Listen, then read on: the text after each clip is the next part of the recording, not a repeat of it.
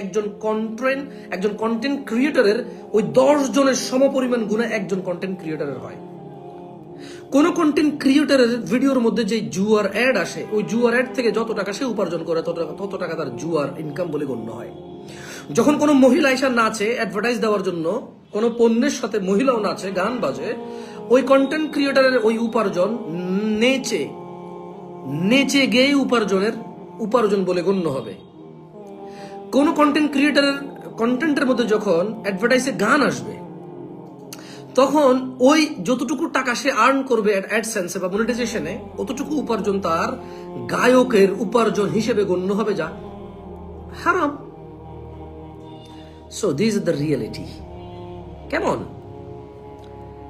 এখন আপনি দেখেন, কেন ধরেন কোন একটা ছেলে ভুল করেছে, কোন একটা ছেলে কোন একটা মেয়ের হাত ধরবে, ওর পা ধরবে, ওর মুখ ধরবে, নাক ধরবে, ওকে কোলাকুলি করবে, ওকে মাথায় তুলে নাচবে, এইটা কারো কাছে খারাপ লাগবে। এরপরে প্রত্যেকে এটাকে খারাপ বলে ওই মেয়ের ছবি সহ ভিডিও বানাবে।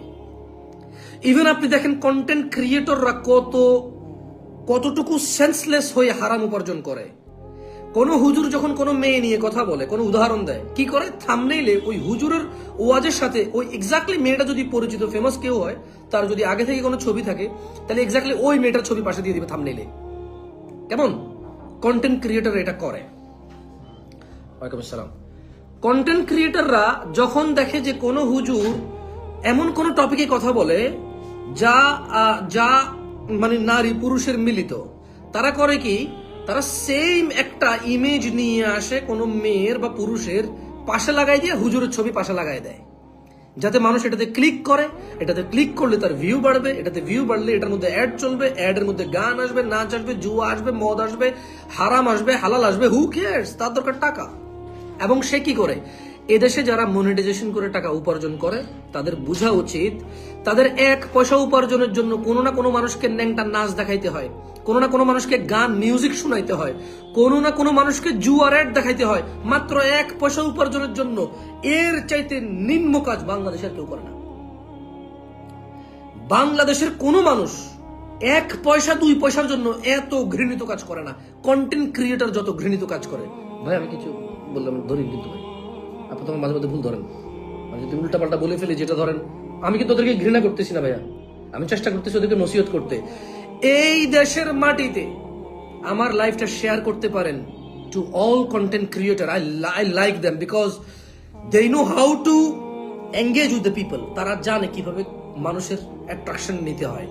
আর মানুষই চায় গান শুনতে, মানুষই চায় ন্যাংটা নাচ দেখতে, মানুষই চায় জুয়া খেলতে, মানুষই চায় খারাপ কিছু নিয়ে সবসময় মেতে থাকতে। এই জন্য ওগুলো করে। আলটিমেটলি ভিউয়ার হচ্ছে দোষী এবং কন্টেন্ট ক্রিয়েটর দোষী। ভাই আমার ভুল হলে ধরেন, কিন্তু আমি আবার বলি, ভিডিওটা শেয়ার করতে পারেন। আমি এখন একটা এমন কথা বলতে চাচ্ছি যেটা রেসপন্সিবিলিটি অনেক বড়। আমি ভুল হতে পারি, ভুল হলে সংশোধন করে দেবেন। আমার জানা মতে বাংলাদেশে কোন মানুষ এত নিকৃষ্ট খারাপ উপার্জন করে না 1 পয়সার জন্য নাচা, 1 পয়সার জন্য গাওয়া, 1 পয়সার জন্য জুয়া খেলা, মাত্র 1 পয়সা। মানে এই কন্টেন্ট ক্রিয়েটরের ভিডিওতে যখন কোনো একটা মানুষ দেখে ভিডিওটা, ওখানে যে জুয়ার অ্যাডটা আসে, যে নাচ গানটা হয়, যে মিউজিকটা হয়, যে মদের অ্যাডটা আসে, যে উল্টা পাল্টা অ্যাডটা আসে, ওখানে সে সর্বোচ্চ 1 পয়সা পায়, অথবা 1 পয়সার চেয়ে কম পায় বা বেশি পায়। I don't know, country wise আলাদা আলাদা পেমেন্ট সিস্টেম আছে এখানে। কেমন? 1 পয়সা 2 পয়সার জন্য এত নিম্নমানের কাজ, এত বড় হারাম কাজ কে করে বাংলাদেশে বলতে পারেন?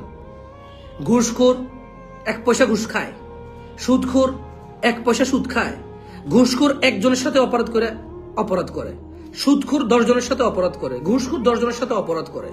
কেমন? চোর সারা জীবন বাঁচে থেকে গেলে 100টা চুরি করে। কিন্তু কন্টেন্ট ক্রিয়েটর 1000 টাকা কামানোর জন্য 1000 মানুষকে বাদ্যযন্ত্র শোনায়।